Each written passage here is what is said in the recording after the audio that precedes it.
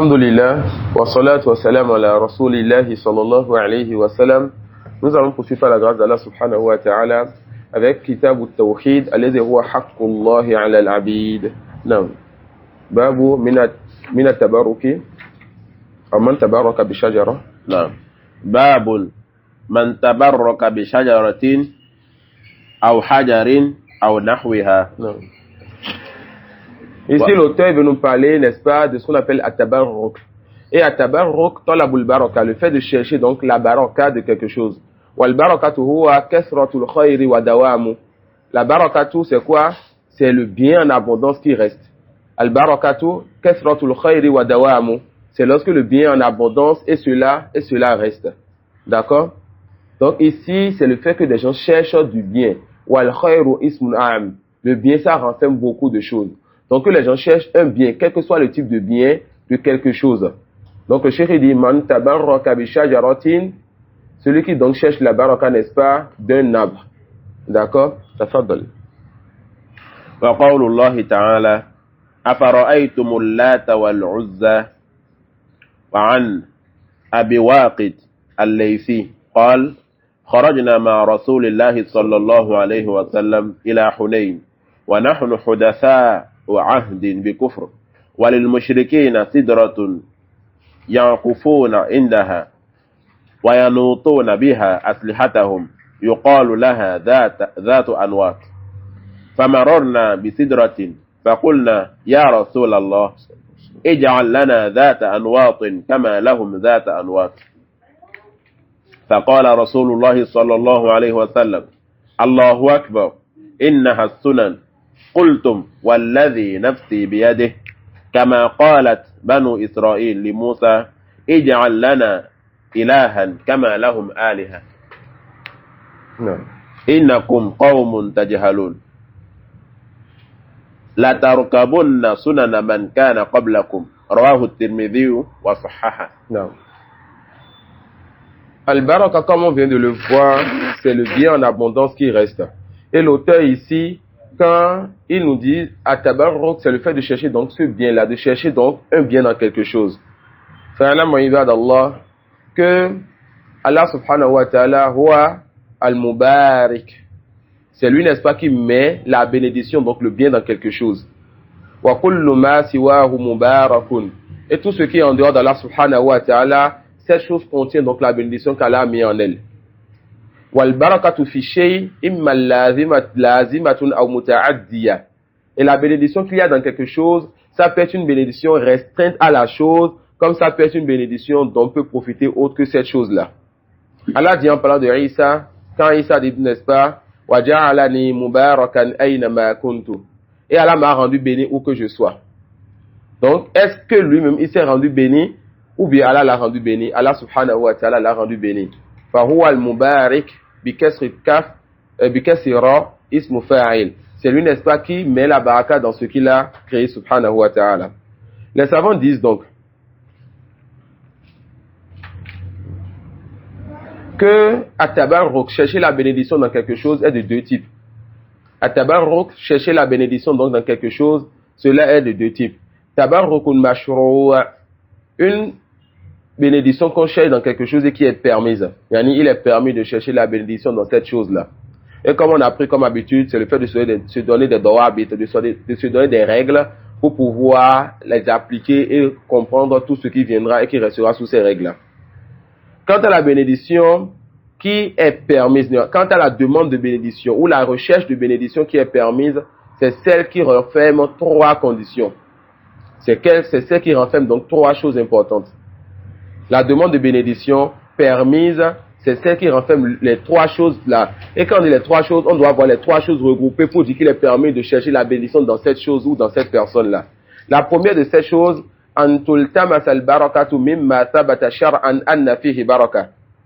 que la bénédiction soit cherchée de quelque chose qu'on a une preuve claire que cette chose-là, il y a une baraka dedans, il y a une bénédiction dedans. On a une preuve venant d'Allah et de son messager qui dit que cette chose, il y a une baraka dedans. Ça peut aller.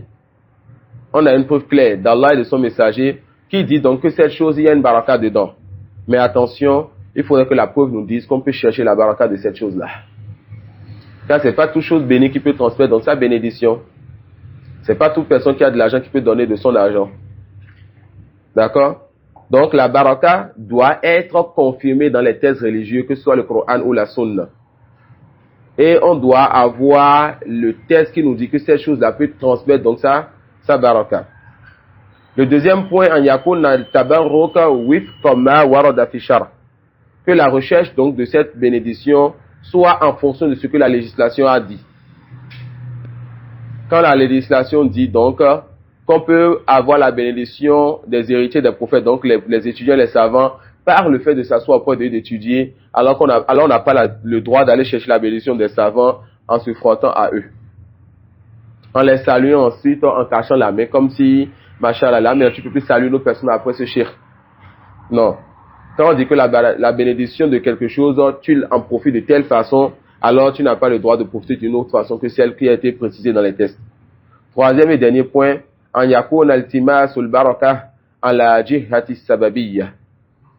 En yakun altimasul baraka ala jihati sababiyya. Que la recherche de bénédiction soit faite comment? En ayant la croyance que cette chose n'est qu'une cause, et que c'est Allah qui est al-mubarak, et que c'est Allah qui donne la bénédiction. Ça peut aller en ayant donc la conviction que cette chose en réalité n'est qu'une cause, un moyen par lequel Allah me fait parvenir donc cette bénédiction-là. On a compris ces trois points? Quelqu'un a retenu les trois points? Non, t'as fait de là. Le premier point, on a dit que la chose pour laquelle on recherche la bénédiction, Non. on a une preuve d'Allah et de son messager. Non. Que on peut rechercher la bénédiction de cela. Et que cette chose soit quelque chose qui puisse transmettre la baraka. Le second point, c'est qu'il faut rechercher la baraka à travers la chose de façon légiférée, pas de notre manière. Non. Et le dernier point, c'est qu'on croit que c'est juste une cause et que ce n'est pas en elle-même la chose qui donne la baraka. Non. Jazakumullah khairan. Comme on l'a dit tout à l'heure, Allah subhanahu wa ta'ala dit وَجَعَلَنِي مُبَارَكًا أَيْنَمَا كُنْتُ. Et ça dit quoi? Allah m'a rendu béni où que je sois. Ça veut dire quoi? Allah l'a rendu béni où qu'il soit? C'est quelqu'un où qu'il soit, il enseigne le bien, il interdit le mal. Il appelle au bien et il repousse du mal. Et c'est quelqu'un où qu'il soit, il ne laisse pas parler avant lui ceux qui vont changer l'assise en assise de distraction. Ça peut aller. فَهَذَا مِنْ بَرَكَةِ الرَّجُلِ. هَذَا مِنْ بَرَكَةِ الرَّجُلِ. Et ce verset fait partie des premières choses comme il a avancé dans son livre, Risalatu Ibn Qayyim ila Ahadi Ikhwani. La lettre qu'il a écrite, n'est-ce pas, pour conseiller l'un de ses amis, qui se plaint, n'est-ce pas, de ne pas avancer dans ses affaires, mondaines comme religieuses, et de ne pas donc avoir la baraka dans ses activités, dans ses affaires. Il a écrit une lettre très très très bénéfique, qu'il a eu envoyée donc à cet ami-là, pour lui donner le bon conseil. Il a commencé par ce verset très béni. Il a fait sur ça d'autres versets qui lui montrent les choses qui amènent donc quelqu'un à ne pas avoir ses affaires ordonnées. Des choses qui font que tu es alors embrouillé dans tes activités. Fa rahmatullahi alayhi. Et Allah dit wa barakna alayhi wa ala Ishaq. Ici encore c'est Allah qui dit quoi? Qu'il a eu à bénir son prophète et son descendant. Deuxième type de baraka, ou bien de tabarruk.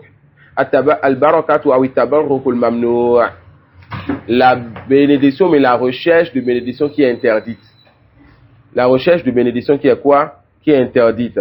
Wa huwa ma faqada shay'an min ad-dawabit as-sabiqa.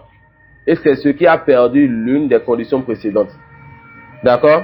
Donc, toute recherche de bénédiction qui est faite sans preuve, elle est interdite. Toute recherche de bénédiction qui est selon une façon, la façon de rechercher cette bénédiction est différente ou bien contredit ce que la législation nous a demandé, alors cela est interdit. Et toute recherche de bénédiction en pensant que cette chose est elle-même qui apporte la bénédiction et non Allah, cela est interdit. Bal haza shirkun billah. On a compris ça? Les savants, ils ont une règle très importante. Et cela, ça nous permettra, n'est-ce pas, de pouvoir attacher ce chapitre et les chapitres avant ces d'autres chapitres après cela. Ils disent, Makana, non, ils disent, Makana fi'luhu shirkan akbar, Makana fi'luhu shirkan akbar, fa talabuhu shirkun asghar. ما كان فعله شركا أكبر فطلبه شرك أصغر. ما يعني الذي ما كان فعله شركا أكبر فطلبه شرك أصغر. Ce que lorsque tu le fais, tu as fait du grand polythéisme, alors le fait de demander cette chose ou bien de vouloir cette chose est du petit polythéisme. L'action qui t'amène à tomber dans le grand polythéisme, alors la recherche de cette chose-là, le fait d'avancer vers cette chose-là, c'est du petit polythéisme. Ça peut aller. Le fait d'avancer donc vers cette chose, c'est quoi? C'est du petit polythéisme. فقال المصنف رحمه الله تعالى عن أبي واقد الليثي قال خرجنا مع رسول الله صلى الله عليه وسلم إلى حنين ونحن حدثاء عهد بكفر وللمشركين سدرة يعكفون عندها وينوطون بها أسلحتهم. Certains compagnons se sont convertis nouvellement. Donc c'est de nouveaux convertis. Le nouveau converti devrait avoir son excuse. C'est des gens qui sont, malgré leur nouvelle conversion, veulent sortir pour aller faire le djihad avec le prophète sallallahu alayhi wa sallam. Voilà encore ce qui devait amener à être encore plus doux envers eux. Alors, les mécréants, ils avaient, les polythéistes, ils avaient un arbre. Et yakufuna indaha, yani yakifuna wukufan tawilan. Al-i'tikaf, c'est le fait de rester quelque part et de durer à cet endroit. Donc les polythéistes, qu'est-ce qu'ils faisaient pour cette arbre-là? Quelque chose que quelqu'un un jour a fait de manger un fruit, a jeté sur la terre, Allah a envoyé sa pluie et a entretenu cela jusqu'à ce que cette chose-là devienne un arbre et porte du fruit. Subhanallah. Quelque chose d'aussi faible. Eux, ils viennent maintenant rester debout pendant des minutes, voire des heures, devant l'arbre-là. Et en ayant des croyances dans cet arbre-là. Et avant de faire leur guerre, ils accrochaient leurs épées sur cette arbre-là. Pourquoi? Afin d'avoir la baraka dans l'épée. L'arbre ne peut que t'apporter ombre, fruits et un peu de fraîcheur. Ou tu coupes ça pour faire, n'est-ce pas, le cuir dans les cahiers ou autre chose que tu peux utiliser, ou bien des tisanes, si ça fait pas des arts qui font des médicaments ou des tisanes. Mais où est donc la preuve? Où est donc la révélation d'un messager qui soit venu donc de la part du Seigneur, du Créateur de cette arbre-là, que cette arbre-là pourrait apporter une bénédiction? Que cette arbre-là pourrait transmettre une bénédiction? Subhanallah. Où est donc votre preuve sur cela? Que l'arbre-là peut apporter donc une bénédiction là à vos épées. Et si on doit dire que cette arbre-là est bénie, on dira que cette arbre-là est bénie par quoi? Par la qualité du fruit qu'il apporte. Par la qualité de fraîcheur qu'on a quand on se repose sur cette arbre-là. On a compris un peu les règles précédentes. Mais vous allez rester debout devant cette table-là pendant des heures, voire plus que cela, et vous accrochez vos épées là, donc à ces arbres-là, cherchant donc la bénédiction sur ces épées. Ensuite, vous prenez ces épées qui ont perdu toute leur bénédiction pour aller, n'est-ce pas, combattre les gens qu'Allah subhanahu wa ta'ala, il aime. Allah et ses messagers, Allah, ils sont partis. Les compagnons, ils ont vu cela. Ils ont été émerveillés par cela. Ils se sont dit, il se peut donc que nous aussi, si Allah nous donne un arbre béni, nous aussi on va accrocher nos épées afin de pouvoir faire quoi? De pouvoir avoir la bénédiction et la force d'aller combattre. Mais subhanallah, on ne cherche pas à copier tout le monde. Subhanallah, c'est pas tout ce qui brille qui est de l'or. Subhanallah, ce n'est pas tout ce qu'on voit qu'on a envie de recopier. Mais ils ont dit cette phrase-là à celui qui ne devait pas entendre cette phrase-là. Celui qui ne se tait donc pas sur le faux. Celui qui n'a pas peur de dire à de nouveaux convertis qui sont sortis avec leurs armes pour aller combattre et qui pourraient ne pas revenir. Celui qui n'a pas peur de leur dire la vérité. Celui qui ne fait pas de témier. Celui qui ne se tait pas et qui ne dit pas c'est mes compagnons. Ils se sont convertis nouvellement, ils n'ont plus de péché. Il veut aller combattre sur le chantier d'Allah, il pourrait mourir. Là, wallah, la yuskatu an al-batil. Si quelqu'un vient avec le faux, on repousse son faux. Et la façon de repousser le faux est en fonction donc du faux que la personne a amené. Alors, ils ont avancé leur excuse. Nahnu hudasa'u ahdin bi kufr. Nous sommes nouvellement convertis. Les polythéistes sont donc ces tables-là et ils restaient auprès de ces tables-là.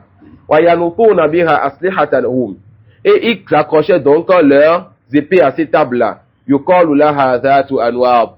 Ils ont même donné donc un nom à ces tables-là. Dhatu anwat, l'arbre sur laquelle, ou bien sur lequel on accroche nos armes.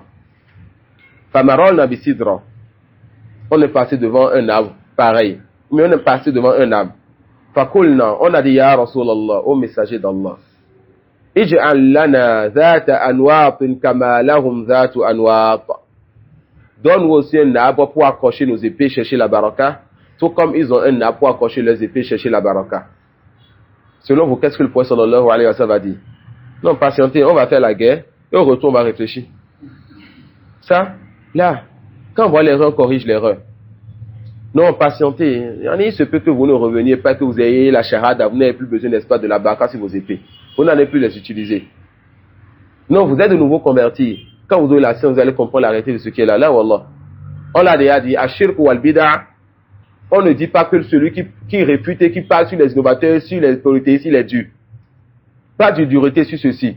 Et toi qui reproches donc quelque chose à ton frère qui a parlé sur les polythéistes, sur les innovateurs, c'est toi donc qui es dur envers lui.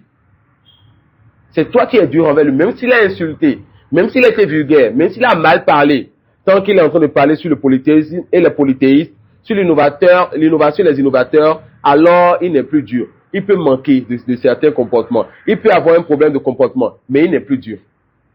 À toi de le prendre donc, comme on le dit à huis clos, c'est à toi de le prendre entre toi et lui lui donner des conseils sur son comportement ou autre. Mais ne le traite pas de dureté, de sorte qu'on voit des gens aujourd'hui qui, à haute voix, sont prêts à dire à leur frère Salafi qui a réfuté un innovateur que lui, il est trop dur dans sa réfutation. Toujours dans une réfutation contre un innovateur, qu'est-ce que vous dites, mes frères? Alors, le prophète sallallahu alayhi wa sallam dit à ses compagnons, Allahu Akbar fa'azzam al-amr. Il a donné une grande importance à cette affaire-là. Il a oublié la catégorie de ceux qui étaient avec lui, de nouveaux convertis qui veulent aller faire le combat avec lui. Allahu Akbar. Allah est plus grand. Allah est plus grand que ce que vous êtes en train de dire. Innaha sunan. Cela est une habitude, subhanallah. Cela est une habitude. Habitude de qui? Il va le montrer. Qui est-ce qui a dit et a fait cela avant eux? Qultum walladhi nafsi biyadi. Vous avez dit, et il jure, le prophète sallallahu alayhi wa sallam. Prêtez attention à chaque mot qu'il emploie. Il dit Allahu Akbar. Innaha sunan. Ceci est une habitude. Qultum walladhi nafsi biyadi. Vous avez dit, et je jure face celui-là qui détient donc mon âme. Kama qalat banu Israël ali Moussa. Subhanallah. Vous avez dit, tout comme les enfants d'Israël, ils ont dit à Moussa. Qu'est-ce qu'ils ont dit? D'abord, même avant de voir ce qu'ils ont dit, il se peut qu'ils aient dit du vrai parfois et qu'ils aient dit beaucoup de faux. Mais ya Rasulallah, tu compares donc ces nouveaux convertis qui sont sortis avec toi et qui ont fait une erreur, tu les compares déjà à tu compares leurs paroles déjà à la parole des enfants d'Israël et qui vous dira donc qui sont les enfants d'Israël. Le faux ne se tait pas sur le faux. Et quand le faux touche donc le manhaj, ou le faux touche donc le shirk, on ne se tait pas sur cela, on ne regarde pas celui qui a parlé. Ça peut aller. On dit la vérité donc à cette personne-là, même si il faut, n'est-ce pas, être dur envers cette personne, c'est ça la sagesse. Car tu sais s'être trompé dans un sujet qui est un sujet grand. Il dit, il a mis la parole d'Allah, Ij'al lana aliha kama lahum aliha. Non? Ij'al lana aliha kama lahum ilaha. Donne-nous donc une divinité, tout comme ils ont des divinités. Qui a dit ça? Les Juifs. Ils ont dit à leur prophète Moussa alayhi salam, après que Moussa ait montré 9 signes à Pharaon, et que Moussa, par la grâce d'Allah, les a sauvés de Pharaon, et ils ont eu à traverser la mer, l'océan, et ils ont vu leur ennemi mourir. Ils ont donc encore demandé à Moussa, après avoir vu un autre peuple à qui Allah n'a pas donné le bien qu'il vous a donné à vous. Et vous étiez donc le meilleur des peuples à votre époque. Et aujourd'hui, vous êtes les plus vils des gens. Ils ont demandé à leur prophète et à leur messager, donne-nous aussi une divinité, tout comme eux, ils ont une divinité. Vous voyez comment les musulmans, ils se trompent quand ils regardent donc les non-musulmans, les mécréants, ils donnent de la valeur aux mécréants. Quand vous leur donnez de l'importance, vous allez les suivre, donc vous ne vous y attendez pas. Donne-nous donc une divinité, tout comme ils ont des divinités. Ij'alana ilahan kama lahum aliha. Donne une divinité, tout comme ils ont des divinités. Moussa dit donc, Qal innakum qawmun tajhalun. Subhanallah. Moussa alayhi salam, qu'on envoie avec son frère pour aller dire donc à Pharaon une parole douce. Voilà Moussa qui dit donc à son peuple, vous êtes un peuple ignorant. Vous êtes un peuple, vous ne connaissez pas. Pourquoi? Parce que son peuple, après que la science leur soit venue, ils ont dit ce qu'il ne faut pas dire. Alors on ne dit plus ici, est-ce que tu as fait Iqamat al-Hujja? Est-ce que tu as eu à lui donner la nasiha? Là, ça fait partie des choses qu'on entend. Un tel frère s'est levé, il a fait la réputation à tel imam, à tel grand savant peut-être qu'on connaissait dans le pays qui se voulait de la sunna, mais son erreur est devenue claire. La personne se lève et réfute donc l'autre. Mon frère, pourquoi cette dureté? Est-ce que tu lui as donné la nasiha? Tu lui as donné le conseil? Est-ce que tu as fait Iqamat al-Hujja? Qui t'a dit que cela est une obligation avant la réfutation ou la mise en garde? Son erreur est claire, Allah l'a dévoilée, alors il faut donc éclaircir et expliquer sa réalité aux musulmans qui vont encore peut-être aveuglément s'attacher à lui. Ça peut aller. La nasiha ou bien l'Iqamat al-Hujja n'est pas une condition dans toute réfutation, dans toute mise en garde. Ce n'est pas une condition avant de faire tout type de réfutation et tout type de mise en garde. Non, le fait parfois est louable. Mais qu'on ne nous vienne pas avec chez Rabia, il a eu à patienter 10 ans sur telle personne. Donc on doit patienter 10 ans sur chaque personne. Et si tu veux faire des 10 ans de chez Rabia, alors un had, alors on te dit donc c'est quoi la preuve pour que tu fasses de cela alors quelque chose dans notre religion. Car le cheikh il a vu, n'est-ce pas, le bien, la sagesse, à patienter sur un tel pendant 10 ans. Mais quand toi tu veux amener cela comme règle et nous afficher ça dans la religion, on te dira alors, tu as besoin de preuves pour que cela rentre dans notre religion. Car toi, avec la sagesse et le milieu, ce que tu connais de l'égaré, tu peux patienter le nombre de temps que tu veux. Et voilà aussi les erreurs quand on voit certaines personnes. Toi, tu préfères patienter longtemps. Et l'autre a vu non, qu'il ne faut plus patienter sur un tel. L'autre se lève et il réfute. Tu dis non, il faut qu'on patiente. Et c'est toi maintenant qui as amené la guerre à celui-ci. Et quand tu t'assois quelque part, tu dis non, il ne devrait pas parler. Mais tu sais que l'autre est en erreur. Comment il ne devrait pas parler? Apporte donc le test qui dit combien de temps il faut attendre avec celui qui fait des erreurs. Vous êtes donc un peuple qui ignorait. Vous êtes un peuple dont la science n'a pas été profitable. Et Allah subhanahu wa ta'ala était en colère contre les juifs. Pourquoi? Parce que la science est venue à eux. Ils n'ont pas mis cela en application. Et toute personne qui apprend et qui ne met pas en application, cette personne reste ignorante. Toute personne qui apprend et qui ne met pas en application, cette personne reste ignorante. Il dit, la tarakabun sunana man kana qablakum. Le prophète sallallahu alayhi wa sallam dit quoi à ses compagnons? Vous allez suivre, n'est-ce pas, la voie de ceux qui sont venus avant vous. C'est qui ceux qui sont venus avant nous? Les juifs et les chrétiens. Quand ils vont faire leurs cheveux comme ça, les enfants de cette communauté feront leurs cheveux comme ça. Quand ils vont porter les choses déchirées, les enfants de cette communauté le feront. Quand leurs filles, n'est-ce pas, vont se dénuder, les enfants de cette communauté vont se dénuder. Quand ils vont faire du cirque, et les juifs faisaient beaucoup de cirque, et ils continuent à faire du cirque. Qui sont ceux qui ont fait du cirque au prophète sallallahu alayhi wa sallam? Les juifs. Et les juifs, jusqu'à présent, ils sont connus pour le cirque. On l'a vu aujourd'hui avant de commencer le cours d'aujourd'hui. Les enfants de cette communauté vont faire du cirque. La tarkabun sunana man kana qablakum. Vous allez suivre donc la voie donc, et la direction de ceux qui sont venus avant vous. Qu'Allah nous préserve donc de cela. Qu'Allah nous préserve donc de cela. Non, t'as pas de la khir. Al-Bab ou les ibadah.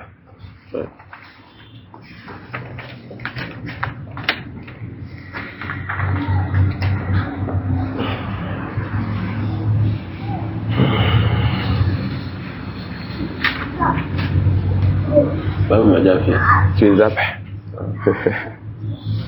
باب ما جاء في الذبح لغير الله. Non. L'auteur dit rahimahullah ta'ala chapitre ce qui est venu sur le sacrifice pour autre qu'Allah.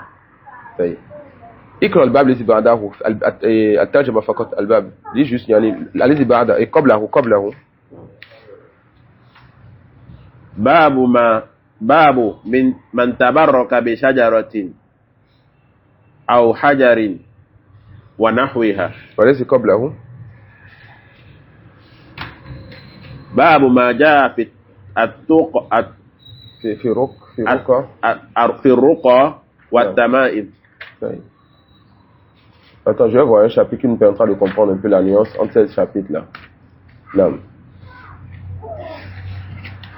On a vu un chapitre précédent, l'auteur disait, si je n'ai vu le chapitre 6, Babu mina shirki lufsul halqa.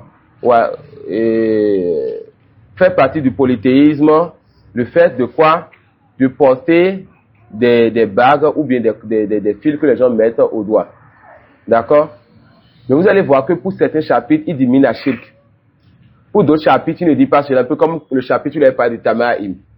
On a dit pourquoi, non? Parce que dans les types de Tama'im, il y a, quand c'est le Coran, les versets, le nom d'Allah, les attributs d'Allah ou bien les invocations. Donc, il ne sert pas donc que l'auteur, il dise, fait partie du shirk. Ça peut aller. La même chose ici. Il dit, Babun ma ja'a fi dhabhi li ghayrillah. Chapitre, ce qui est venu sur le sacrifice pour autre qu'Allah ferait partie des erreurs si le cheikh il disait Babun mina shirki dhabhu li ghayrillah. Chapitre fait partie du polythéisme, le fait de sacrifier pour autre qu'Allah. Mais il n'a pas de fait partie du polythéisme. Pourquoi? Parce que ce n'est pas tout sacrifice pour autre qu'Allah qui est du shirk. On a compris ça? Ce n'est pas tout sacrifice pour autre qu'Allah qui est du shirk. Donc quand la chose c'est du shirk et il n'y a pas de détail, le shirk il te dira mina shirk. Mais quand il y a un détail derrière, il y a une partie qui est du shirk, une partie qui est juste interdite, ou bien voire même une partie qui est permise comme ce chapitre, il va te dire maja afihi, il va te dire yani maja afi ruka wa tama'im, etc. Ça peut aller. Azabh, c'est quoi? Le sacrifice, c'est quoi? C'est le fait de faire couler du sang au nom d'Allah pour un but donné. Le sacrifice, c'est le fait de faire couler du sang au nom d'Allah pour un but donné. Maintenant, c'est quoi le jugement donc du zabh, du sacrifice? C'est quoi le jugement du sacrifice? On va voir 5 figures. La première figure, quand le sacrifice est pour Allah et au nom d'Allah. Bismillahi lillahi. Ma huwa hukmu hadha. C'est quoi le jugement de cela? Le sacrifice qui est fait au nom d'Allah et pour Allah. C'est ça même le tawhid. C'est pas juste permis, c'est ça l'adoration qu'on nous a demandé. D'accord? Le sacrifice pour Allah, le sacrifice au nom d'Allah et pour Allah, c'est ça donc l'adoration qu'on nous a donnée. Pourquoi on a cité 2 choses ici, au nom d'Allah et pour Allah? Comme on l'a déjà vu, dans le sacrifice, il y a 2 adorations. Al-isti'anatu wal-ibada wal-qasda, yani qasdu ibadatillah. Il y a la demande d'aide. Quand tu dis Bismillah, tu demandes l'aide d'Allah. Et quand tu fais couler le sang pour Allah, alors tu cherches à te rapprocher d'Allah subhanahu wa ta'ala. Pas parce que Allah a besoin de ce sang, mais Allah veut de toi que tu fasses ce sacrifice-là en dépensant de ton bien et en faisant couler le sang d'une de ses créatures pour se rapprocher de lui, pour lui plaire. Ensuite, deuxième figure, lorsque le sacrifice est au nom d'Allah, mais pour se rapprocher d'autres qu'Allah, comme le fait de se rapprocher d'un wali, de se rapprocher d'un djinn, de se rapprocher de Isa. Et quand on dit Isa, ça peut être Ibn Maryam, et ça peut être Isa, un chéou chez les soufis, de se rapprocher de Badawi, de se rapprocher de Al-Jilali, de se rapprocher de Tijani, ou bien d'autres parmi les chéous soufis, c'est kafara. Ça peut aller. Ça c'est quoi? La personne aura fait le shirk dans quoi ici? La personne aura fait le shirk dans le qasd, dans celui qu'il a voulu lorsqu'il a fait ce sacrifice-là. Ça peut aller. Donc le sacrifice au nom d'Allah, mais pour se rapprocher d'un chéou soufi ou bien d'un djinn ou autre, haza shirkun fil ibada. La personne dans son adoration ici, dans son adoration, cette personne est associée à Allah. Troisième figure, lorsque le sacrifice est fait au nom d'autre qu'Allah, mais pour Allah.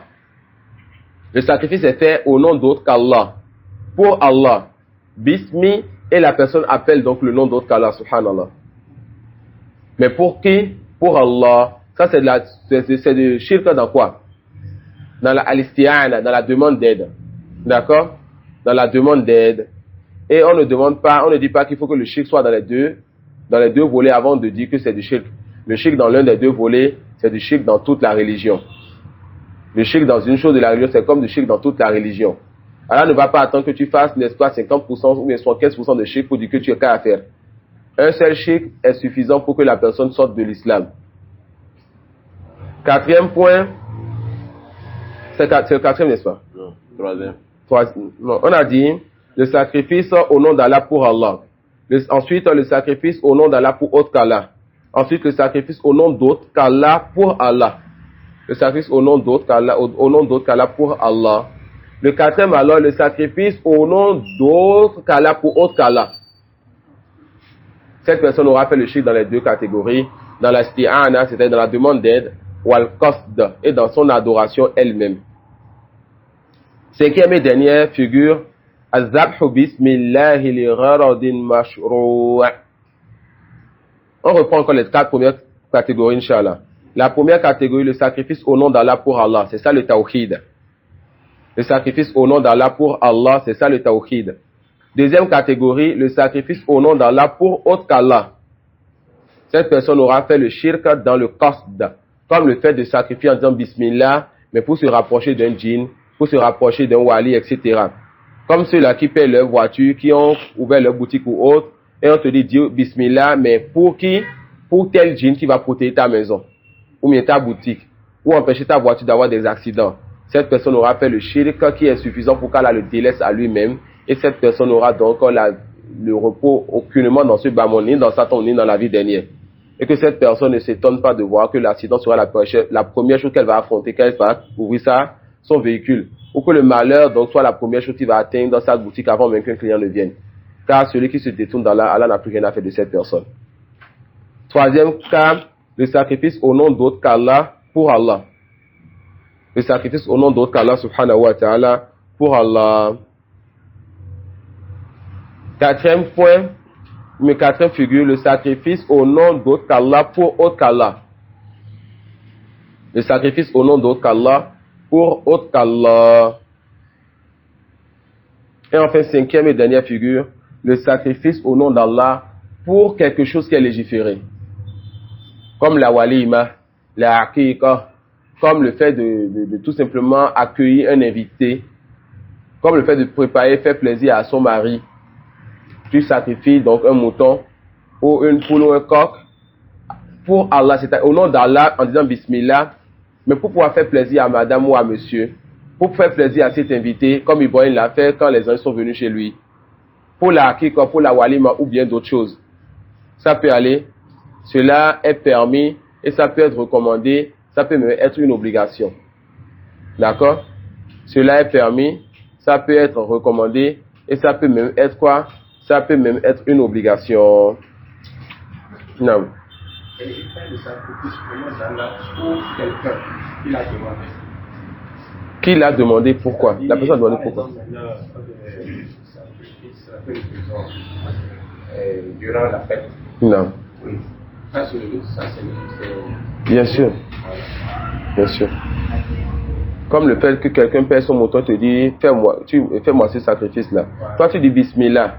L'autre est en train de faire l'adoration, se rapprochant d'Allah en payant ce mouton-là. Et toi, tu as fait al-isti'ana. D'accord? Et c'est totalement permis. Et ça, c'est une adoration. Aucun de vous n'a fait de shirk. Tant que l'autre il est en train de faire le sacrifice légiféré. Une autre question? Et ça? Et pour les trois, comme on a dit que c'est le shirk là, est-ce qu'on peut dire le dernier effet pour les autres? Bien sûr. Quand cette personne a eu à sacrifier au nom d'autre qu'Allah pour se rapprocher de ce djinn ou bien de ce wali ou de ce mort ou autre. Non. Aucun doute sur cela. Yani, an-nar ou darakat. L'enfer, c'est plusieurs degrés en profondeur. Non. Une autre question, non. Mais cette catégorie, on va mettre par exemple ceux qui se regroupent pour lire le Coran après étudier Se regrouper pour lire le Coran d'abord, c'est une bid'a. Non. Se regrouper d'abord pour lire le Coran, ça c'est une innovation. Ensuite, s'ils ont tué cette bête-là pour pouvoir manger parce qu'ils sont ensemble, et ce n'est pas le cas dans votre question sans doute, alors cela, toutes les deux choses sont des innovations. Le regroupement pour lire le Coran est une innovation, et le sacrifice après la lecture du Coran en groupe aussi est une innovation. Moi je ne mangerai pas. Cette viande, elle est halal, mais moi je ne la mangerai pas. C'est pas une viande morte, c'est pas une viande des animistes.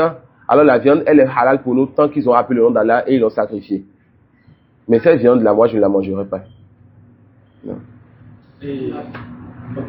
Non. La plupart disent que comme le sacrifice est une adoration. Non. Le fait qu'ils ont lu le Coran, s'ils font cette sacrifice, ça reste que Allah va plus. Non. Le fait, je pense qu'on a vu ça, mais c'était à Porte-Novo.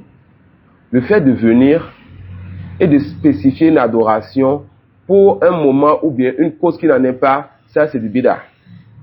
Comme quelqu'un qui dit, ah, Hamda, je me suis converti. Ou bien quelqu'un musulman, né musulman, qui à l'âge de 35 ans, a eu, ou bien les choses qu'on a déchirées ce matin.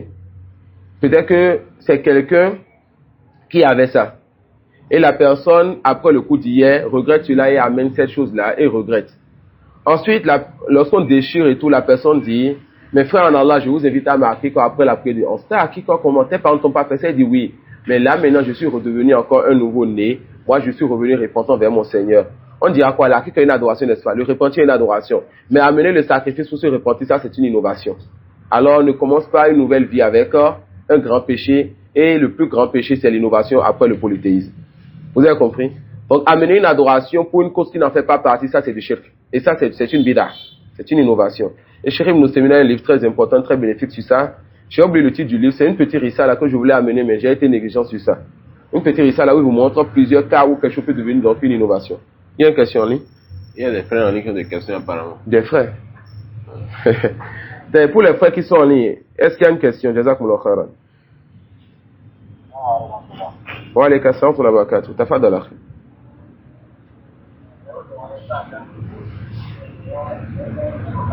Non.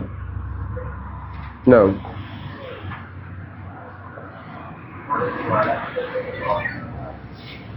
Tu as fait une invocation et? Non.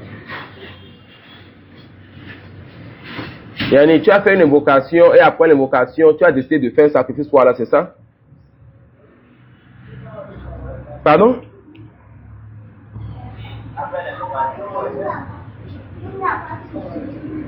Le fait que tu veilles, non, il n'y a pas de mal à cela et c'est différent des cas qu'on a vus tout à l'heure. D'accord? Le mal serait où? Le mal serait maintenant que tu attaches ce sacrifice-là à cette invocation ou bien à cette adoration spécifique, de sorte que tu te dises que chaque fois que je fais cette adoration-là, alors je dois faire un sacrifice pour Allah. Vous voyez? Mais le fait maintenant que tu as invoqué Allah pour qu'il t'accorde un bien, et pour espérer que ce bien-là, tu puisses l'obtenir plutôt, tu veux faire d'autres adorations comme le sacrifice, alors on dit que cela est permis pour toi. Cela même peut être une bonne cause pour que Allah puisse t'exaucer. Ça peut aller. Un musulman qui souhaite un bien. Ce musulman a déjà invoqué Allah pour qu'Allah lui accorde ce bien.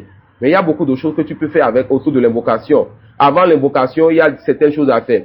Quand tu fais l'invocation, il y a le comportement de l'invocation.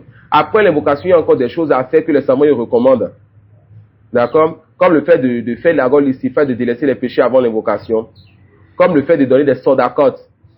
Vous voyez? On ne va pas dire que quelqu'un qui donne une sadaqa avant une invocation, que cette personne a fait une innovation.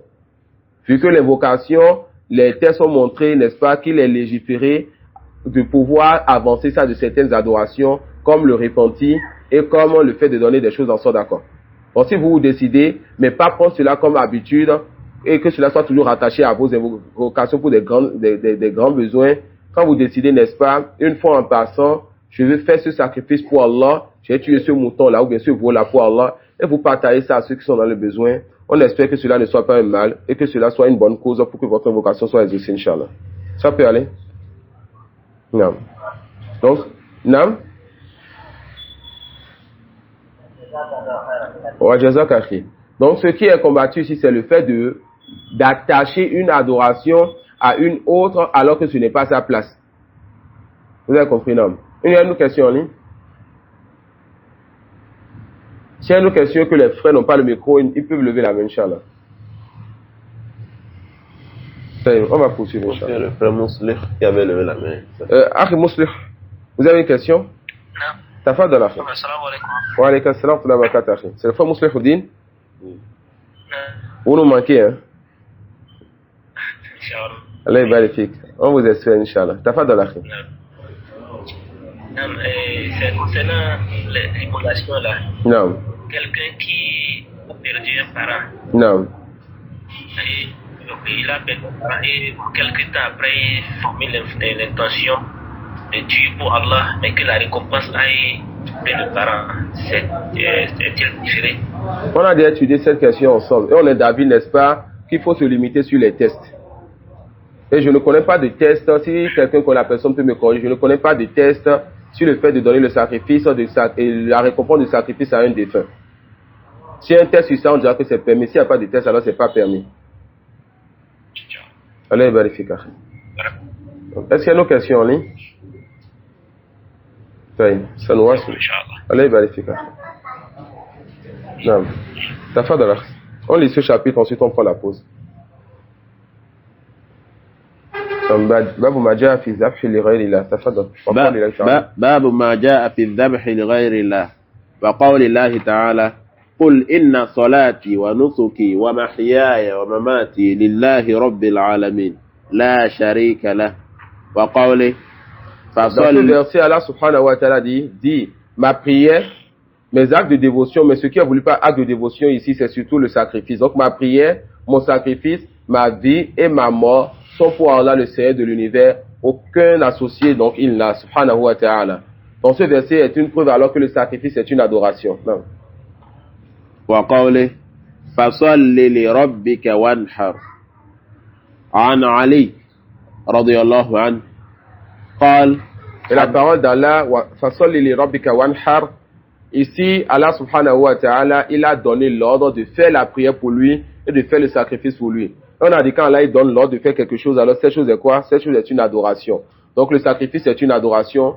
Et la règle dit quoi? Mata ma sabata anna shay'a ibada fasorfuhu li ghayri llahi shirkun. Lorsqu'on a maintenant la preuve que quelque chose est une adoration, vouer cette chose à autre qu'Allah, c'est du shirk. Non.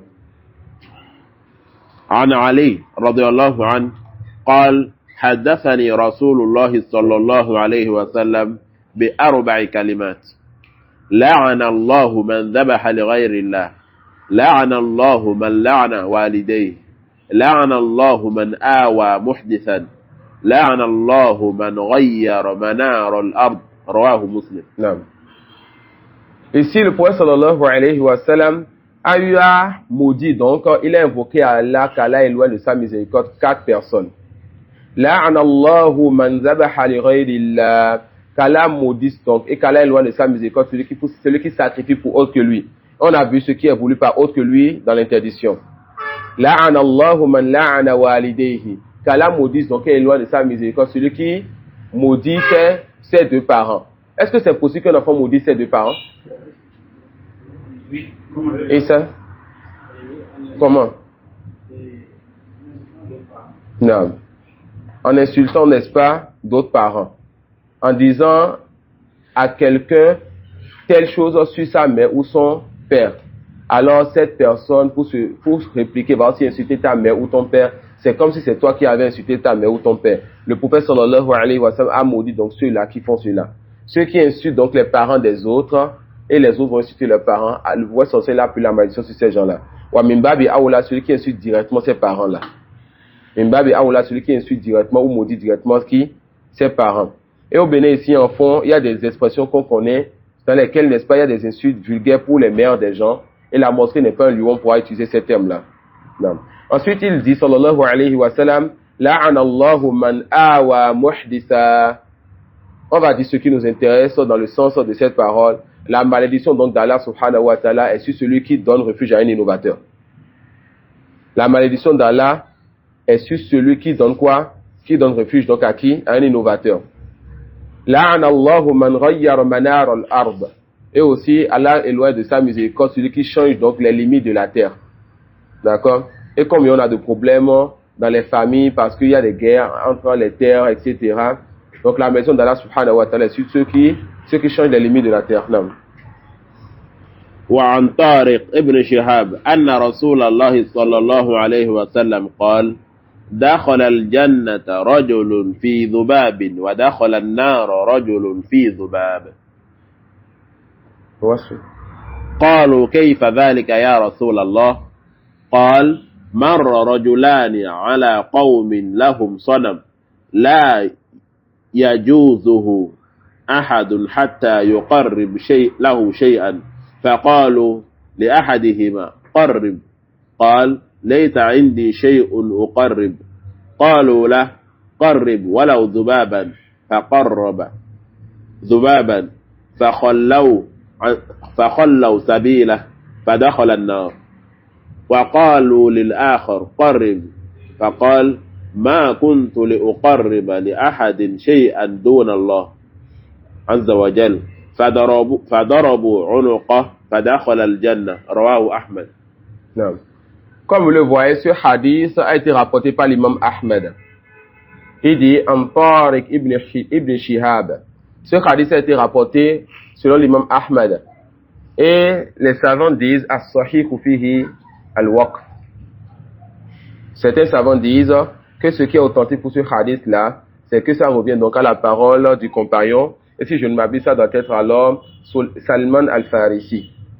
Ça doit être la parole de Salman al-Farisi. Alors ici, on va voir un peu certains sujets du hadith. D'abord, quand on dit as-sahih fihi al-waqf, c'est que ce hadith se limite à qui? À la parole du compagnon. Et Ibn Qayyim rahimahullah ta'ala, dans son livre Al-Jawab al-Kafi, yani Rafa al-Hadith. Ça, c'est un terme que les savants de hadith utilisent, Rafa'ahu. Ça veut dire que lui, il a ramené ça au prophète sallallahu alayhi wa sallam. D'accord? Donc, ce hadith-là est chez l'imam Ahmad. Certains savants disent que c'est la parole du compagnon. Ibn Qayyim dit que le hadith est marfou'. Donc, on a déjà vu le marfou' dans cette mosquée, c'est-à-dire le hadith, c'est la parole du prophète sallallahu alayhi wa sallam. Et fort possible que ce soit marfou'an haqiqatan ou marfou'an hukma, car le compagnon ici, il a parlé sur l'invisible, n'est-ce pas? Quand est-ce que vous allez voir que le compagnon a parlé sur l'invisible? Donc, même celui qui va dire que c'est mawqouf, cette personne devrait dire alors que huwa marfou'an hukma. Même celui qui va dire que la chaîne de transmission se limite au compagnon, qui n'a pas déjà entendu le prophète sallallahu alayhi wa sallam, quand la parole du compagnon vient sur quelque chose qui a rapport avec l'invisible, on dit quoi? Marfou'an hukma. Ça peut aller? On dit quoi que ce hadith-là, c'est un hadith qui a le hukm rafa, c'est-à-dire c'est le prophète sallallahu alayhi wa sallam qui l'a dit. Sauf qui, quand est-ce qu'on ne prend pas la parole du compagnon qui parle sur l'invisible? Non. S'il est connu comme l'auteur des livres des gens. Non. Sauf quand le compagnon est connu pour avoir lu les livres des gens de livres, les juifs et les chrétiens. D'accord? Donc ce hadith-là ne quitte pas aussi la règle qu'on a vue de base, c'est qu'un hadith, sans que certains savants comme Ibn Qayyim et bien d'autres, voient que c'est marfou'un wa isnaduhu sahih. Et d'autres peuvent voir que c'est mawqufun wa isnaduhu sahih wa ghayru zalik. D'accord? Alors, dans ce hadith, on dit dakhala al-jannata rajulun fi dhubab wa dakhala an-nar rajulun fi dhubab. Un homme est rentré au paradis à cause d'une mouche. Un homme est rentré en enfer à cause d'une mouche. Subhanallah, comment cela est possible? Un homme rentre au paradis à cause d'une mouche. Un homme rentre en enfer à cause d'une mouche. Et le prophète sallallahu alayhi wa sallam savait attirer l'attention de ses compagnons. Il pouvait dire une parole, comme on l'a déjà vu au moins 2 fois, ensuite il se lève, il part, ils vont débattre entre eux. Il dit une parole et ils se disent, mais comment cela est possible? Comme quand il dit, il faut aider ton frère, même quand ton frère, c'est lui qui fait l'injustice. Un messager qui va dire que aide ton frère quand il fait l'injustice, ils vont demander comment il va leur expliquer. Il va dire, Bouni al-Islam wa la khamsin. On a construit l'islam sur 5 piliers. Comment on a construit l'islam? Ils vont prêter attention. Et ces façons de parler, c'est pour attirer l'attention sur les choses importantes. Ça peut aller. C'est pour attirer l'attention sur les choses importantes. Donc il dit donc à ses compagnons, un homme est rentré au paradis à cause d'une mouche, et un homme est rentré en enfer à cause d'une mouche. Alors les compagnons disent, wa kayfa zalika ya Rasulallah, il a réussi. Comment cela est possible au messager d'Allah? Il dit, marra rajulani ala qawmin lahum sanam. لا يجوزه أحد حتى يقرب له شيئا فقالوا لأحدهما قرب. 2 hommes sont passés, ils ont voulu traverser un peuple qui avait une idole. Et personne ne traverse ce peuple jusqu'à ce qu'on demande à cette personne, sacrifie quelque chose. Sacrifie donc quelque chose pour te rapprocher de notre idole. Alors on a dit donc à l'un d'entre eux, sacrifie quelque chose. Quand laysa indi shay'un uqarrib, je n'ai pas quelque chose que je peux donc sacrifier. Ils disent donc, qarrib wala zubaba, sacrifie même si c'est une mouche. Fa qarraba zubaba, allez la sacrifier une mouche. Fa khallahu sabilahu fa dakhala an-nar. Ils l'ont laissé partir, la mort l'a atteint et il est rentré en enfer. Wa qalu lil akhar qarrib, on a dit au deuxième, sacrifie quelque chose. Je ne vais donc sacrifier rien pour Allah. Je ne vais donc sacrifier quelque chose pour autre qu'Allah. Ils ont eu à couper sa tête, ils l'ont décapité. fadakhala al-jannah. Et il est rentré donc au paradis. D'abord, prêtez attention un peu à la particule fa. Le premier meurt, fadakhala an-nar, pour montrer à quel point le paradis et l'enfer sont proches de nous. Le fa, ça montre qu'il n'y a pas un temps entre l'action précédente et l'action qui a suivi. Il est mort, il est rentré au paradis, il est mort en même temps, il est rentré en enfer. Alors, parmi les sujets donc qu'il y a dans ce hadith, le fait, n'est-ce pas, qu'il est interdit de sacrifier pour se rapprocher d'autres qu'Allah. Et que cela donc est du shirk.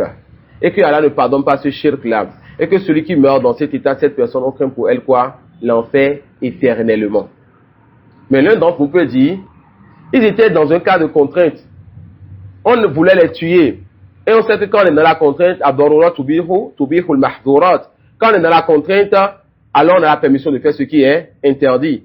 Et on a le cas d'un compagnon qui a insulté son prophète sallallahu alayhi wa sallam. Et le prophète sallallahu alayhi wa sallam lui a dit, comment tu te sens? Il a dit, la foi est encore dans mon cœur. Alors à son prophète sallallahu alayhi wa sallam, il lui dit encore, si on te demande de m'insulter encore, insulte-moi encore, tant que tu es dans un cas de contrainte.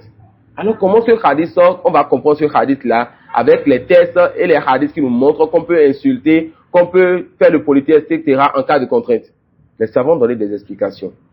Parmi ces explications, ils ont dit d'abord, celui qui est rentré en enfer, ils ont dit que lui, il est rentré en enfer sans doute parce qu'il a sacrifié car son cœur a accepté ce sacrifice. Ce n'est pas juste, on l'a contraint et il a accepté sacrifier comme ça, alors que son cœur détestait cela, non. Son cœur a aimé l'acte qu'il a fait. Son cœur a voulu qu'il sacrifie donc pour autre qu'Allah. Alors il a sacrifié pour autre qu'Allah avec la croyance donc de se rapprocher de ces choses, de ces autres qu'Allah. Car les savants le disent, la contrainte ne rentre pas dans le cœur. Même si on te menace, on va te tuer, etc. Il faut que dans ton cœur, tu aies toujours cette foi-là. Que tu sois toujours sur la ilaha illallah. Mais cette personne, le shirk, a eu à prendre dessus dans son cœur. Et cette personne s'est rapprochée d'autres qu'Allah dans son cœur et avec ses membres. Deuxième explication, c'est que les savants disent que le fait de faire le polythéisme ou bien de mécroire, que cela est permis en cas de contrainte seulement quand c'est avec la langue, pas avec les membres. Le sacrifice c'est avec les membres, n'est-ce pas? Ils disent non, quand c'est avec les membres, il n'y a plus d'excuses. Ça peut aller. Alors, tout est-ce que vous allez amener pour montrer qu'il y a contrainte, on dit que c'est avec la langue, pas avec les membres. On a compris ce deuxième point. Troisième point, c'est qu'ils disent que ceux qui sont venus avant nous n'avaient pas d'excuses en cas de contrainte. Et que ça, c'est une dérogation, une facilité qu'Allah a donnée à notre communauté.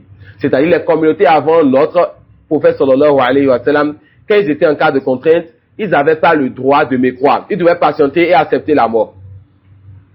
Mais nous, notre communauté, Allah nous a fait cette miséricorde.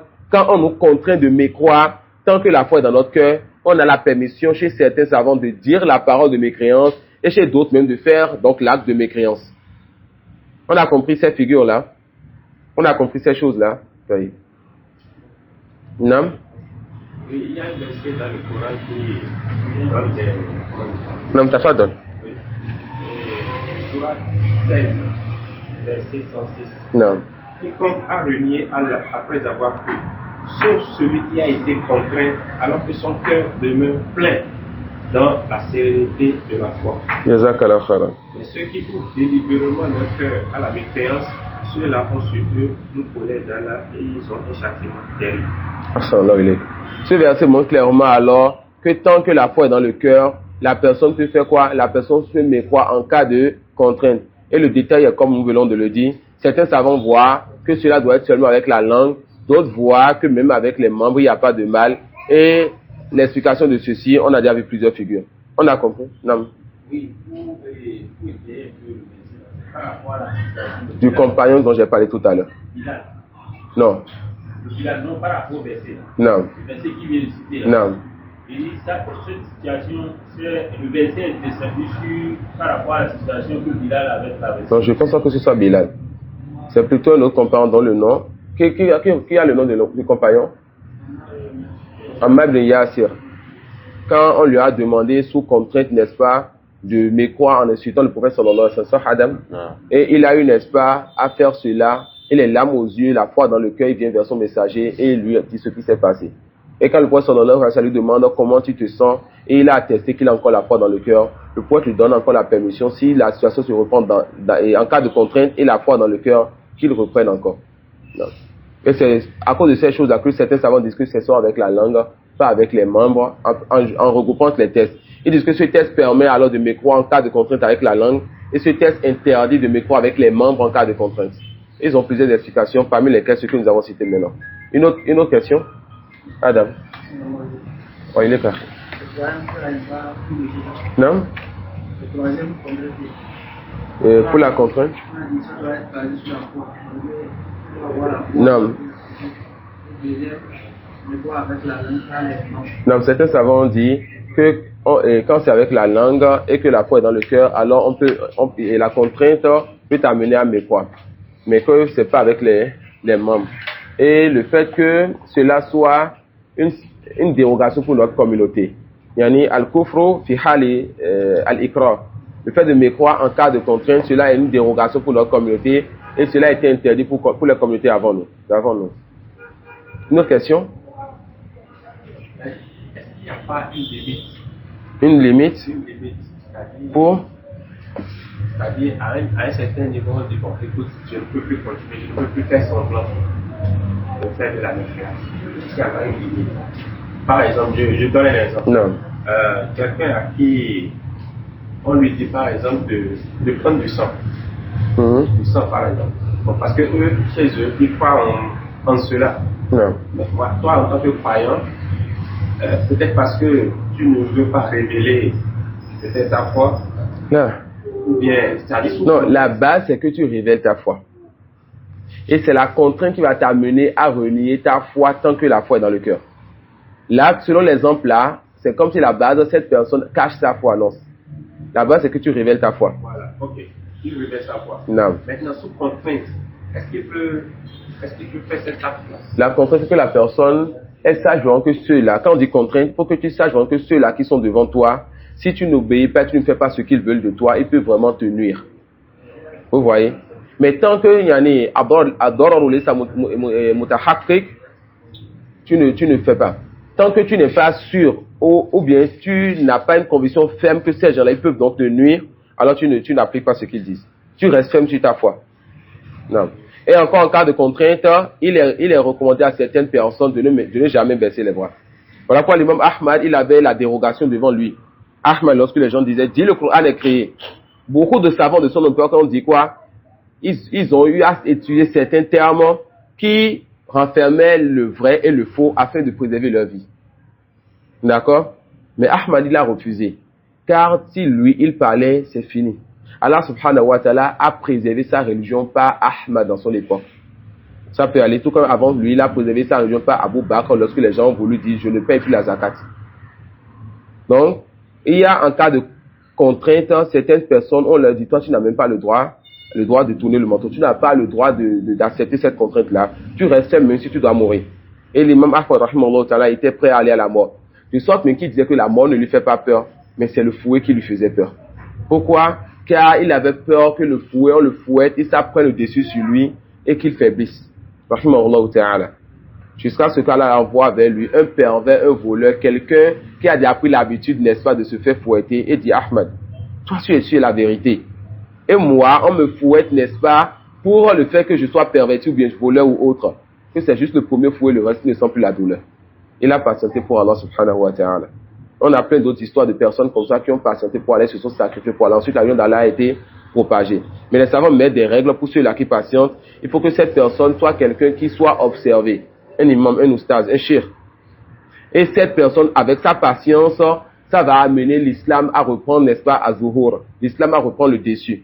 Mais une personne lambda, qui, la foi dans le cœur, en reniant sa foi ouvertement, mais en gardant la foi dans le cœur, cette personne, elle préserve sa religion et préserve son sang. Mais cette personne, en voulant faire l'homme et en mourant, cela ne va affecter personne dans son entourage positivement, de sorte que personne ne va rentrer dans l'islam ou dans la sunna. On dit toi, tu acceptes la dérogation et tu dis la part de mécréance tant que la foi est dans ton cœur. Vous voyez? C'est pas si, non. Est-ce qu'on peut appliquer la situation ou bien baisser la part au fait de souhaiter, par exemple, bonne et heureuse année Non. à un chef ou bien. Non. Non. Il y a un qui a dit que c'est au service, c'est que si tu Au service, il n'est pas contraint. Il peut démissionner à tout moment. Quand on parle de contrainte ici, c'est que la vie de la personne est en danger. Est-ce qu'au service, on dit que si toi tu démissionnes, on te tue, bien on tue ta famille? Est-ce qu'il y a un patron ou bien un gouvernement qui dit, toi musulman, si tu démissionnes à cause du fait qu'on vous appelle aux réunions de fin d'année, qu'on va, alors il y en a une tenue ou bien on va kidnapper ta famille là, wallah. Donc ils ne sont pas dans un cas de contrainte, ils ne sont pas dans un cas de darura non plus. Donc ces gens-là, on leur dit, qu'est-ce que tu fais d'abord dans ce service-là où tu es dans cette situation? Vous voyez donc, il n'y a même pas de contrainte sur ces gens-là. Sur ces gens-là. Non. Ça peut aller. Et le bien que tu cherches, n'est-ce pas, dans ce service-là, en supportant ces choses, la tête d'Allah est vaste, comme l'a dit le noble frère, et toute personne qui fait la religion pour Allah, ou bien toute personne qui délaisse quelque chose pour Allah, lui remplace sur la part meilleure, lui accorde abondance sur sa terre. Fajazakumullahu khairan, wa subhanaka wa bihamdik, ashhadu an la ilaha illa anta astaghfiruka wa atubu ilayk. On va prendre une pause d'environ 20 minutes, Inch'Allah. Et vers 8h15, 8h10, 8h15, on va continuer avec la jurisprudence. Fajazakumullahu khairan.